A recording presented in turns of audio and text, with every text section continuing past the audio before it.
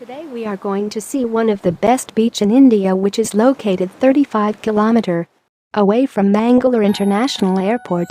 Before starting this video, please click subscribe and bell icon for future updates. Many beaches, especially in urban areas, are extremely polluted. But this beach is one of the 8 cleanest blue-flagged beach in India. There are so many things to see in this beach. Like we can see the river meeting the ocean.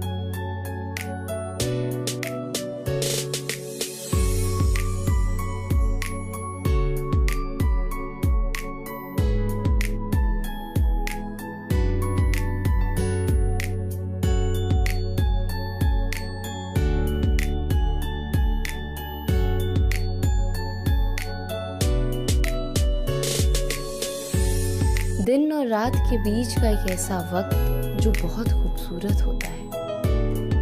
सच कहूँ तो इस भागती सी जिंदगी में वक्त कहाँ है किसी के पास कि बैठकर सूरज का ढलना